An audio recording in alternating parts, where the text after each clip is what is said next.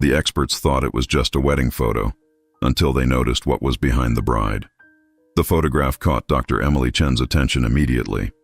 Among hundreds of items at the San Francisco estate auction, this particular image stood out. A formal wedding portrait from 1884, mounted in an ornate silver frame with delicate filigree work along the edges. Emily, a curator specializing in 19th century photography at the California Historical Society, had attended the auction hoping to find pieces for the museum's upcoming exhibition on Victorian mourning practices. She'd expected the usual: family portraits, landscapes, perhaps some early daguerreotypes. But this wedding photo was different. The image showed a bride and groom posed in a photographer's studio. The bride sat in an elaborate chair, wearing a stunning white silk gown with intricate lace detailing. Her veil cascaded over her shoulders, and she held a bouquet of what appeared to be lilies. The groom stood beside her, one hand resting on the chair's back, dressed in a formal black suit. At first glance, it seemed like a typical Victorian wedding portrait. Stiff, formal, the subjects frozen in time by the long exposure required by cameras of that era. But something felt wrong. Emily studied the image more closely through the display case. The bride's posture was too rigid, even for Victorian photography standards. Her eyes, there was something about her eyes. They seemed unfocused, staring past the camera rather than at it. And the groom's expression wasn't one of joy or pride. It was grief, barely concealed behind a mask of composure. Lot 247, the auctioneer announced. Victorian wedding photograph circa 1884. Photographer unknown. Silver frame with provenance from the Whitmore estate. Opening bid at $200. Emily raised her paddle without hesitation. 3 other bidders competed, but she persisted, eventually winning at $850. More than her usual budget allowed, but her instincts insisted this photograph was important. An hour later, Emily sat in her car in the auction house parking lot, the photograph carefully wrapped in acid-free tissue on the passenger seat. She couldn't explain why she'd been so determined to acquire it. She'd seen thousands of Victorian photographs in her 15-year career. Wedding portraits were common enough, but this one was different. This one was hiding something. As Emily drove back to the museum through San Francisco's foggy streets, she had no idea that this photograph would unravel a story so heartbreaking that it would challenge everything she thought she knew about Victorian mourning customs, family duty, and the lengths people would go to preserve the appearance of respectability. The truth was literally frozen in that image, waiting 140 years to be discovered. Emily arrived at the museum early the next morning, unable to wait until regular hours to examine the photograph properly. She carried it directly to the conservation lab, where she had access to high-resolution scanning equipment and specialized lighting that could reveal details invisible to the naked eye. She carefully removed the photograph from its frame. The backing was original, thick cardboard with a photographer's stamp. Morrison & Associates, Memorial Photography, San Francisco, California. Memorial photography. Emily's heart skipped a beat. That term was commonly used for post-mortem photography in the Victorian era. She positioned the photograph under the lab's digital scanner, a device capable of capturing minute details at extreme magnification. As the scan processed, Emily made notes on the visible elements: the studio backdrop, the furniture, the couple's clothing, the flowers. 20 minutes later, the digital image appeared on her computer screen in stunning resolution. Emily began zooming in, section by section, and with each detail she examined, her suspicions grew stronger. The bride's hands first. They were positioned carefully in her lap, holding the lily bouquet, but the fingers appeared stiff, almost waxy. The skin tone was slightly different from her face, paler, with a subtle discoloration that Victorian photographers often tried to mask with powder and careful lighting. Emily moved to the bride's face.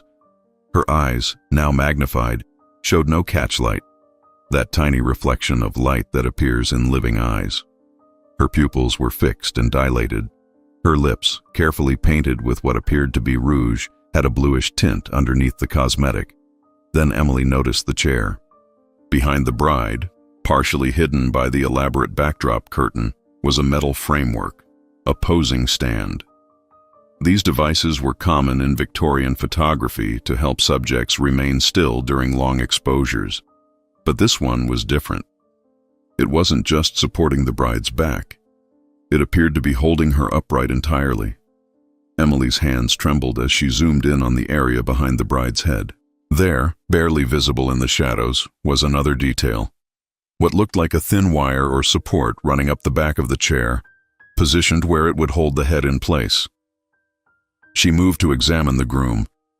His expression, now that she could see it clearly, was unmistakable. Profound grief mixed with something else. Guilt, resignation. His hand on the chair wasn't a casual pose. His knuckles were white, gripping the wood as if it were the only thing keeping him standing. Emily sat back, her breath shallow. This wasn't a wedding photograph. This was a post-mortem portrait staged to look like a wedding that never happened. But why? What circumstances would drive a family to create such an elaborate deception? Emily spent the next several days researching Morrison and Associates. The name had appeared in San Francisco business directories from 1878 to 1891, listed under Photography Memorial Services. This was a specialty studio that focused exclusively on post-mortem photography, a common and accepted practice in the Victorian era, when photographing the deceased was often the only way families could preserve their image. But Morrison and Associates had another distinction. According to period newspaper advertisements Emily found in the San Francisco Chronicle archives, they offered commemorative portraiture for all occasions, preserving dignity and memory, with artistic sensitivity and discretion. The phrase "all occasions" was interesting. Most post-mortem photographers advertised specifically for funeral portraits, children's memorial photos, or family remembrance images. Morrison's deliberately vague language suggested they took on unusual commissions. Emily contacted the San Francisco Genealogical Society, hoping to find information about the Whitmore family, the estate where the photograph had been found. A researcher named David called her back within 2 days. The Whitmores were prominent in San Francisco society from the 1870s through the early 1900s, David explained. Made their fortune in shipping and real estate. I found several mentions in society columns, charity events, that sort of thing. Any mention of a wedding in 1884? Emily asked. Actually, yes. Let me pull up my notes. She heard papers rustling. Here it is. There was a wedding announcement in the Chronicle for June 1884. Victoria Whitmore, daughter of Richard and Eleanor Whitmore, was to marry James Ashford, son of the Ashford banking family. It was supposed to be the social event of the season. 2 of San Francisco's wealthiest families united. Supposed to be. That's the interesting part. The announcement ran, but I can't find any coverage of the actual wedding. No society column write-up, no guest lists, nothing.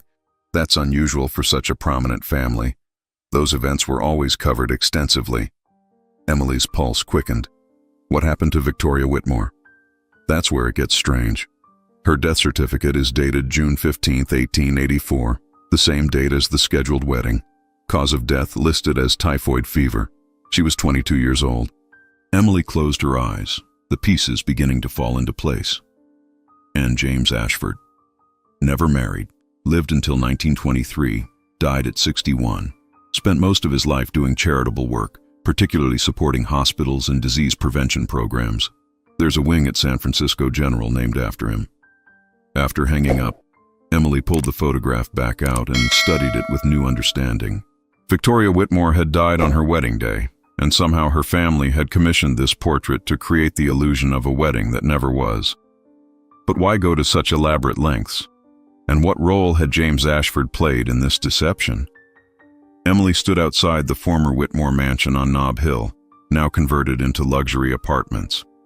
The Victorian structure had survived the 1906 earthquake and fire, though it had been significantly renovated over the decades. Still, the facade retained its original grandeur, tall bay windows, ornate molding, and a sweeping staircase leading to an imposing front entrance. She'd arranged to meet with the building's current property manager, a man named Robert Chen, who'd agreed to show her the historical records kept in the building's basement archive.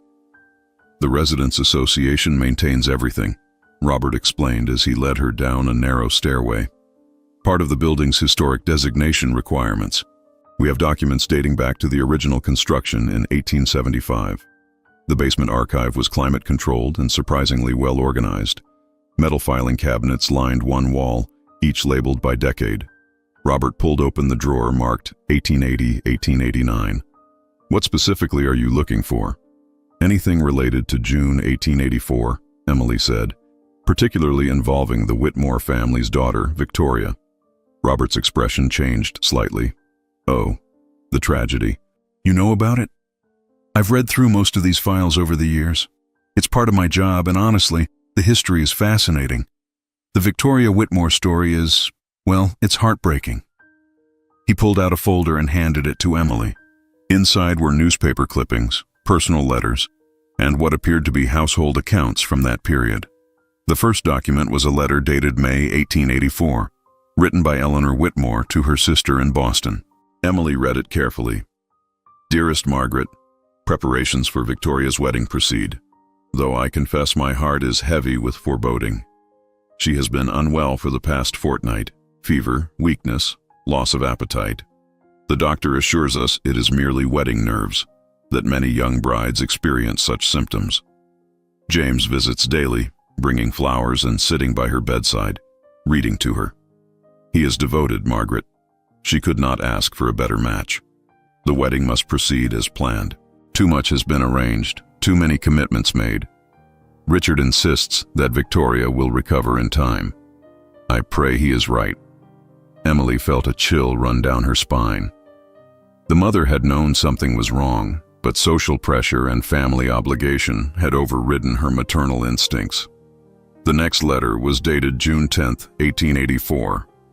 Margaret, Victoria worsens daily. The doctor now suspects typhoid fever.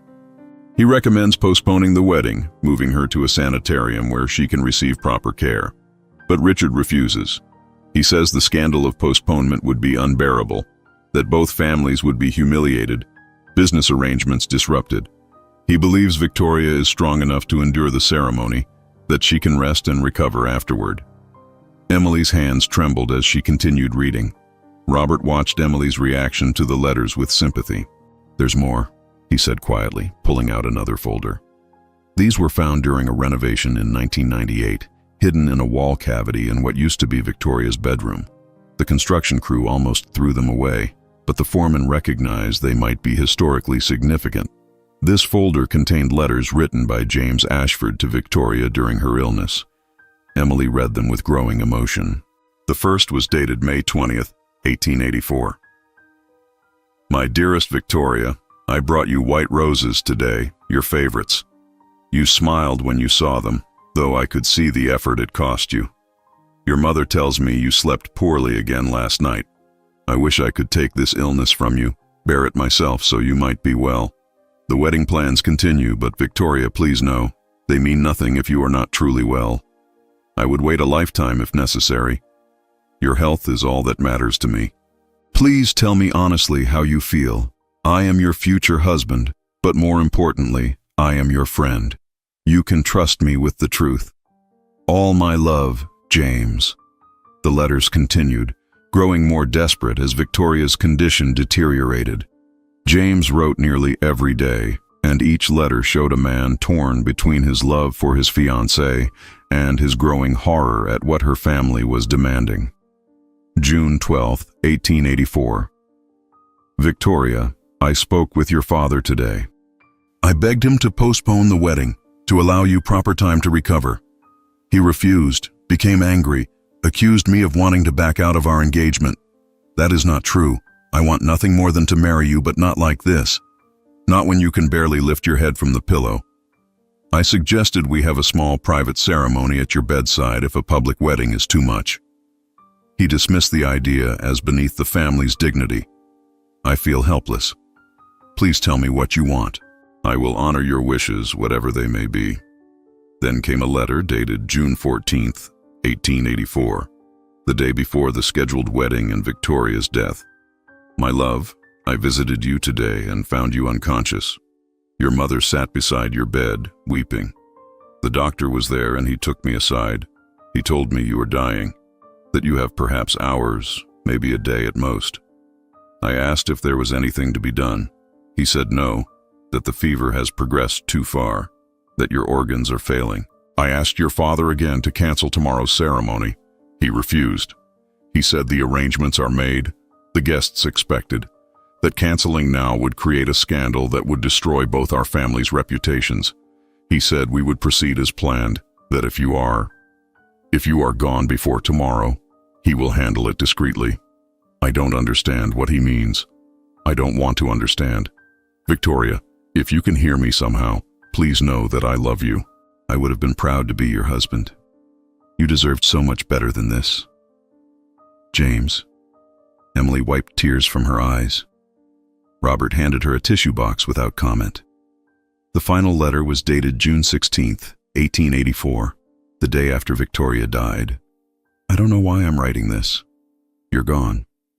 Yesterday morning your mother came to my hotel and told me you had passed during the night. She said the wedding would still take place, but differently than planned. I didn't understand until I arrived at the photographer's studio. Morrison had prepared everything. They had dressed you in your wedding gown. They had positioned you in a chair. They asked me to stand beside you. They wanted to create a photograph of our wedding day. I refused. I told them it was grotesque, disrespectful, wrong. Your father threatened to ruin my family's bank if I didn't comply. He said both families needed this image, needed proof that the wedding had happened, needed to save face before society. So I stood there. I stood beside the woman I loved, the woman who had died the night before, and I let them photograph us as if we were newly married. I have never felt such shame, such disgust with myself. I am weak. I am a coward. You deserved a man who would have defied your father, who would have protected you even in death. Instead, you got me. I will never forgive myself. I will never marry. How could I? The only woman I ever loved is dead, and I betrayed her memory for the sake of social propriety. This will haunt me until my own death. I am so sorry, Victoria. I am so sorry. Emily knew she needed to find more information about Morrison and Associates and how they had executed such an elaborate post-mortem portrait. She contacted the San Francisco Public Library's Special Collections Department, which housed archives of local businesses from the 19th century. A librarian named Susan helped her search through boxes of records from defunct photography studios. After 2 days of searching, they found it, a journal kept by Thomas Morrison himself, documenting his most significant commissions from 1880 to 1890. The entry for June 15, 1884, was extensive. Received urgent commission from Richard Whitmore this morning. Most unusual circumstances. His daughter Victoria died during the night from typhoid fever. She was to be married today to James Ashford. Whitmore insists on creating a wedding portrait despite the young woman's death. He is willing to pay triple my usual rate for absolute discretion and technical excellence. I have done memorial photography for 20 years. I have photographed hundreds of deceased persons, mostly children and infants, helping grieving families preserve a final image. This is different. This is not about grief or memory. This is about social obligation and preserving appearances. I explained the technical challenges. Post-mortem photography typically shows the deceased at rest, lying down or seated in a natural repose. Creating an image where the subject appears alive and participating in an event is far more complex. The eyes are the most difficult. They lose their luster within hours of death. I would need to use careful lighting and potentially touch up the negative afterward. Whitmore agreed to all conditions. He provided Victoria's wedding gown, which his wife and her lady's maid dressed the body in at the family home. The body was transported to my studio before dawn to avoid attention. My assistant and I worked quickly. We positioned Miss Whitmore in our finest chair, using an enhanced posing stand to maintain her upright position. The head support was carefully hidden behind her veil. We positioned her hands to hold a bouquet, though rigor mortis made this challenging. We had to work the fingers carefully to achieve a natural-looking grip. The cosmetics were crucial. I employed powder to mask the pallor of death and rouge to bring color to her lips and cheeks. Her mother had provided pearl earrings and a necklace, which helped draw attention away from the lifeless quality of the skin. James Ashford arrived at 9 a.m. He looked devastated. He initially refused to participate, but Whitmore's threats apparently convinced him. I felt sympathy for the young man. He clearly loved Miss Whitmore and was being forced into this grotesque charade against his will. The photography itself took 2 hours. I needed perfect conditions. The lighting had to hide the truth while still producing a clear image. I took 6 exposures, knowing at least half would be unusable. During the session, Ashford stood as rigid as the corpse beside him. He would not look at her. His hand on the chair trembled. Twice he had to step away to compose himself. Whitmore showed no such emotion, only impatience to complete the process. This is the most disturbing commission I have ever accepted. I am well paid for it, but I feel I have crossed a moral line. Miss Whitmore deserved a peaceful rest, not to be propped up and posed like a doll for the sake of her father's pride. I will deliver the final print tomorrow, and then I will try to forget this ever happened. Some memories are too heavy to carry. Emily closed the journal, feeling sick. The photograph wasn't just a post-mortem portrait. It was evidence of a young woman's complete lack of autonomy, even in death. Emily's next step was to investigate how San Francisco society had responded to Victoria's death and the supposed wedding. She spent a week in the California Historical Society's newspaper archives, reading through society columns, obituaries, and event coverage from June and July 1884. What she found was a carefully orchestrated cover-up. The initial wedding announcement from May had described the upcoming ceremony in elaborate detail. Guest list of over 300 people, ceremony at Grace Cathedral, reception at the Palace Hotel, honeymoon planned for Europe. It was to be, as one columnist wrote, the most magnificent union of the season, joining 2 of San Francisco's finest families. But the coverage after June 15th told a very different story, or rather, several different stories. The Chronicle ran a brief notice on June 17th. The wedding of Miss Victoria Whitmore and Mr. James Ashford was held in a private ceremony on June 15th, due to the sudden illness of the bride's mother. The couple requests privacy as Mrs. Whitmore recovers. They have postponed their honeymoon indefinitely. The Examiner had a similar notice with slight variations. Miss Victoria Whitmore and Mr. James Ashford were wed in an intimate family ceremony this past Sunday. The public celebration planned for the occasion has been postponed out of respect for a family member's illness. Neither mentioned Victoria's death. Her obituary appeared 3 days later, June 19th, in the back pages. Mrs. Victoria Ashford, née Whitmore, age 22, passed away June 18th after a brief illness, survived by her husband James Ashford and her parents Richard and Eleanor Whitmore. Private funeral services held. No flowers by request. Emily read it 3 times, anger building with each reading. They had listed Victoria as Mrs. Victoria Ashford, a married woman, even though she had died unmarried. They had falsified the date of death, moving it 3 days later to create the illusion that she had lived long enough to actually marry.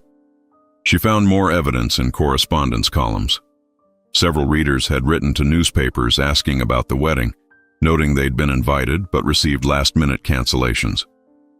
The paper's responses were vague. Family circumstances required a change of plans. The ceremony was held privately. The families appreciate understanding during this difficult time.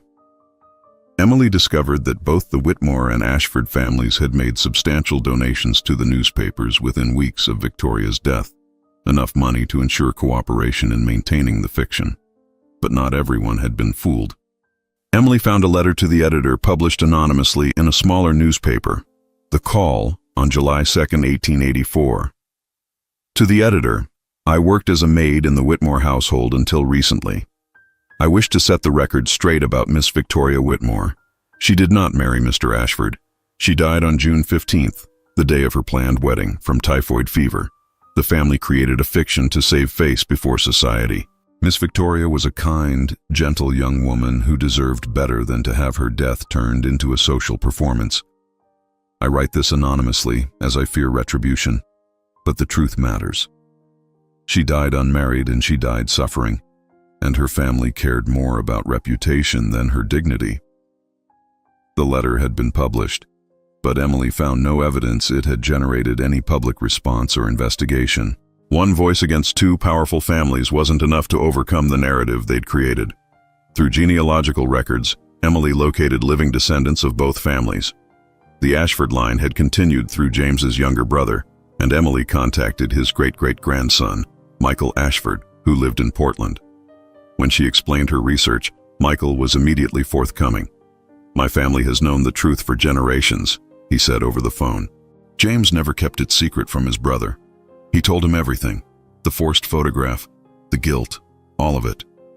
That story has been passed down in our family as a cautionary tale about the dangers of valuing reputation over humanity. Michael arranged to meet Emily in San Francisco the following week. He brought a box of family documents, including more letters from James that had been kept by his brother. One letter, dated 1900, showed that James had never recovered from what happened. "Brother, you asked why I have never married, why I dedicate myself so completely to charitable work. The answer is simple: penance. Every hospital I help build, every disease prevention program I fund, is an attempt to atone for my weakness in 1884. I should have refused. I should have protected Victoria's dignity, even if it meant destroying both our families' reputations. Instead, I stood there while they posed her corpse like a doll. I let them create a lie that has persisted for 16 years now. People still offer me condolences on losing my wife. I don't correct them. What would I say? She wasn't my wife. She died before we could marry, and I participated in desecrating her body to create a false photograph. The truth is too shameful, so I live with the lie, and I try to do enough good to somehow balance the wrong I participated in. But I know I never will. Some actions cannot be redeemed." Michael also brought the photograph. His family had kept a copy, the same image Emily had found at the auction. James kept this in his study until he died. Michael explained. "Not displayed, but in a drawer. My great-grandfather said James would take it out sometimes and just sit there, staring at it, crying. He died of a heart attack in 1923, sitting at his desk with this photograph in front of him." Emily then contacted descendants of the Whitmore family. She found Eleanor Whitmore's great-great-granddaughter, Sarah Morrison, ironically sharing the photographer's surname through marriage, living in Sacramento. Sarah's response was very different from Michael's. When Emily explained her research, Sarah was defensive. "I don't know why you're dredging this up," Sarah said coldly. "It was 140 years ago. Everyone involved is long dead. What's the point of exposing family pain now?" Emily tried to explain that this was about historical accuracy and honoring Victoria's memory, but Sarah refused to meet or provide access to any family documents. "My great-great-grandmother Eleanor suffered terribly over Victoria's death," Sarah said. "She spent the rest of her life donating to medical research and hospitals. She did good things. Why do you need to tarnish that by focusing on one terrible decision made during an unimaginable tragedy?" Emily understood the defensive reaction but couldn't agree. "Because Victoria deserves to have her truth told," she replied gently. "She deserves to be remembered as she was, not as the fiction her father created." Sarah hung up without responding. Emily decided to publish her findings. She wrote a comprehensive article for the Journal of American Historical Photography, detailing everything she'd discovered: the photograph itself, the technical analysis proving it was post-mortem, Morrison's journal entries, James Ashford's letters, the newspaper cover-up, and the broader context of Victorian social pressures. The article was titled "Death and Deception: How a San Francisco Family Staged a Wedding That Never Was." The response was immediate and intense. The story was picked up by national media. The San Francisco Chronicle, ironically one of the newspapers that had helped perpetuate the original lie, ran a front-page story. "Victorian-era scandal uncovered. Prominent families created elaborate death photo deception." Emily appeared on several morning news programs, carefully explaining the historical context of post-mortem photography, while emphasizing the unique and disturbing nature of this particular case. Post-mortem photography was normal and accepted in Victorian America, she explained to one interviewer. Families photographed deceased loved ones, especially children, as a way to preserve their memory. It was often the only photograph they would ever have. But this case is different. This wasn't about preserving memory or honoring the dead. This was about maintaining social appearances and denying a young woman's reality, even in death. The photograph itself became the center of attention. When shown on screen with Emily's analysis highlighting the posing stand, the lifeless eyes, and James's expression of grief, viewers were disturbed and fascinated in equal measure. Ethicists and historians debated the case. Some argued that exposing such private family tragedy was unnecessarily cruel to descendants.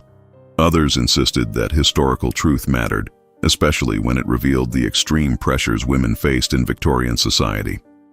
One historian of Victorian culture, Dr. Patricia Holmes, wrote an opinion piece supporting Emily's research. The Victoria Whitmore case is important because it shows how far families would go to maintain social status, even to the point of denying death itself.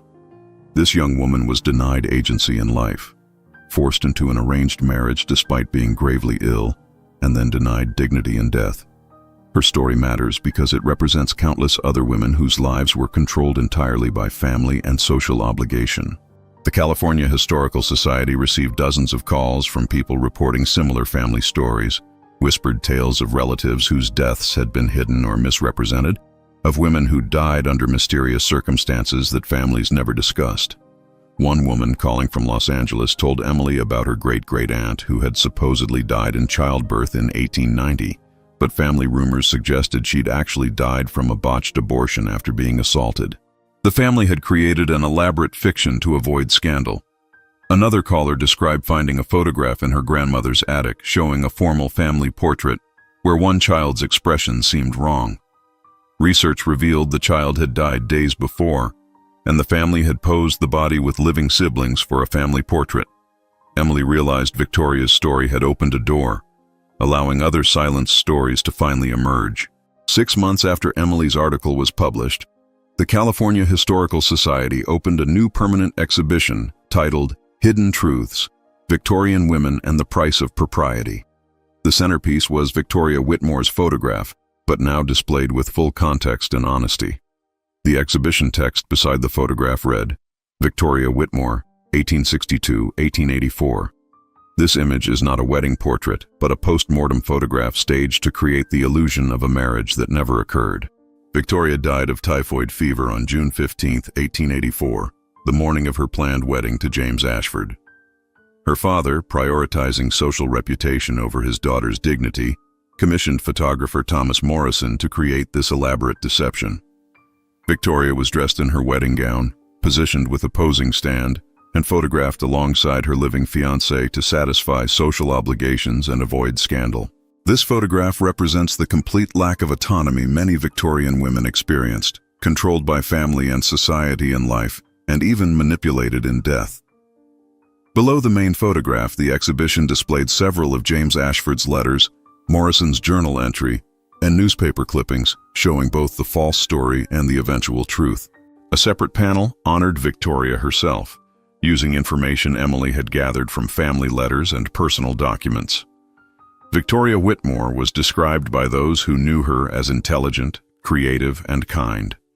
She enjoyed painting and poetry. She had wanted to attend college but was forbidden by her father, who considered higher education inappropriate for women. She became engaged to James Ashford in 1883, an arrangement made by their families for business and social reasons. Letters suggest Victoria and James developed genuine affection for each other, despite the arranged nature of their engagement. She fell ill in May 1884 but was not allowed to postpone the wedding.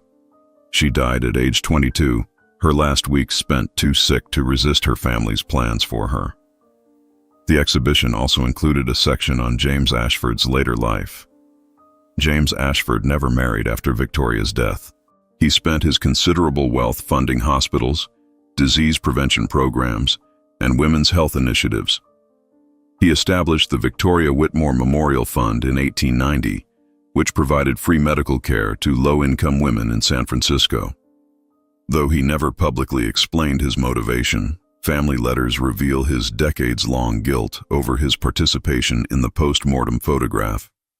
He died in 1923, reportedly with Victoria's photograph on his desk.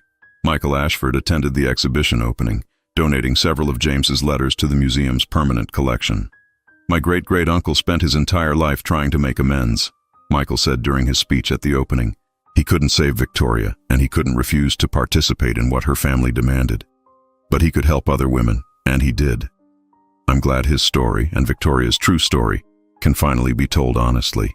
Emily stood in the gallery during the opening, watching visitors react to the photograph and the story behind it. Many were visibly moved. Some cried. Others stood in silence, contemplating the image with new understanding. One young woman, perhaps in her early 20s, close to Victoria's age when she died, stood in front of the photograph for nearly 20 minutes. Finally, she turned to Emily, who was standing nearby. "Thank you for telling her story," the woman said quietly, "for letting her be seen as she really was, not as her family wanted people to see her." Emily returned to her office after the opening, exhausted but satisfied. On her desk was an email from Sarah Morrison, Eleanor Whitmore's descendant, who had initially refused to cooperate. "Dr. Chen, I owe you an apology. I watched your interview last night, and I read the exhibition materials online. You were right. Victoria deserves to have her truth told. My family has boxes of Eleanor's letters and diaries that I'd like to donate to the museum." Eleanor never forgave herself for not protecting Victoria, for not defying her husband. She wrote about it constantly in her later years. Maybe sharing those writings can help others understand the impossible position many women were in during that era, trapped between maternal love and wifely obedience. "I'm sorry for my initial reaction. Thank you for honoring Victoria's memory with such respect and care." Emily smiled and began drafting a response. The work of uncovering hidden histories was never truly finished. Every photograph, every document, every silent story represented a person whose truth had been buried for the sake of propriety or convenience. But one by one, those truths could be restored. One by one, the silenced could speak again. Victoria Whitmore's photograph would never again be mistaken for a simple wedding portrait.